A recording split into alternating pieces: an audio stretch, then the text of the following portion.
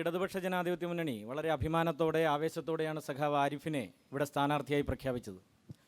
കഴിഞ്ഞ 5 വർഷക്കാലം സഖാവ് ആരിഫ് എം പി ആയതിനു ശേഷം ആലപ്പുഴ പാർലമെൻറ്റ് മണ്ഡലത്തിനകത്തും പാർലമെൻറ്റിനകത്തും നടത്തിയ പ്രവർത്തനങ്ങൾ ഓരോന്നോരോന്നായി എണ്ണി പറഞ്ഞുകൊണ്ടാണ് ഞങ്ങൾ വോട്ട് ചോദിക്കുന്നത്. ആലപ്പുഴ പാർലമെൻറ്റിലെ ജനങ്ങൾക്ക് നന്നായിട്ടറിയാം ആരിഫ് വന്നതിന് ശേഷം ഈ 5 കൊല്ലക്കാലത്തിനിടയിൽ എം പി എന്ന നിലയിൽ എന്തൊക്കെ പ്രവർത്തനങ്ങളാണ് നടത്തിയത്. കോൺക്രീറ്റായിട്ട് നമ്മുടെ മുമ്പിലുണ്ട്. ആലപ്പുഴ ബൈപ്പാസാണ്.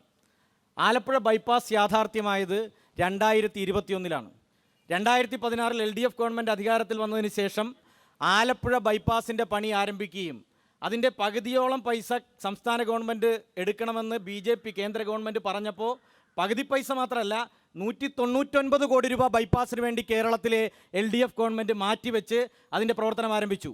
2019 വരെ അതിൻ്റെ പണിയെല്ലാം പൂർത്തീകരിച്ച് ഉദ്ഘാടനത്തിന് സജ്ജമാകുമ്പോഴാണ് റെയിൽവേയുടെ 2 തടസ്സങ്ങളുണ്ടായത്.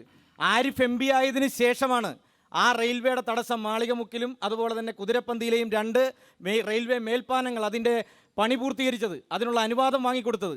2021 ജനുവരി 28 ബൈപ്പാസ് ഉദ്ഘാടനം ചെയ്തു. അതാണ് ഒന്ന്. ബൈപ്പാസ് യാഥാർത്ഥ്യമായി. നേരത്തെ UDFൻ്റെ സ്ഥാനാർത്ഥി വർഷങ്ങളോളം MP ആയിരുന്നു, MLA ആയിരുന്നു, മന്ത്രിയായിരുന്നു. ഈ സമയത്തൊക്കെ ബൈപ്പാസ് വരും എന്ന് പറഞ്ഞതല്ലാതെ ബൈപ്പാസ് വന്നിട്ടില്ല. അതാണൊന്ന്. മറ്റൊന്ന്, ആലപ്പുഴയുടെ തീരദേശ റെയിൽവേ.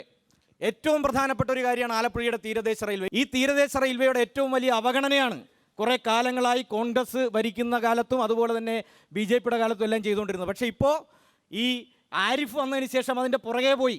ഇവിടെ പാത ഇരട്ടിപ്പിക്കൽ ഏറ്റവും പ്രധാനപ്പെട്ട പ്രശ്നമാണ്. ആരിഫ് ഇപ്പോൾ മുൻകൈയെടുത്ത് പലതവണ റെയിൽവേ മന്ത്രിയെ പോയി കണ്ട് പലതവണ അതിനുവേണ്ടി സമരം ചെയ്ത് ട്രെയിനിൽ യാത്ര ചെയ്ത് പല പ്രതിഷേധങ്ങൾ നടത്തി. ഇപ്പോൾ 2660 കോടി രൂപ റെയിൽവേ ഇരട്ടിപ്പിക്കലിന് വേണ്ടി മാറ്റിവെച്ചു.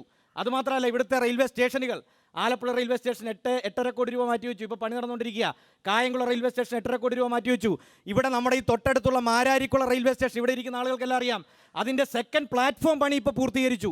അതുപോലെ തന്നെ അവിടെ മേൽപ്പാലം വരുന്നു. ഇത്തരത്തിൽ ചെറുതും വലുതുമായ റെയിൽവേ സ്റ്റേഷനുകളും റെയിൽവേയുടെ മേഖലയിലും നിരവധിയായ വികസന പ്രവർത്തനം നടത്തി.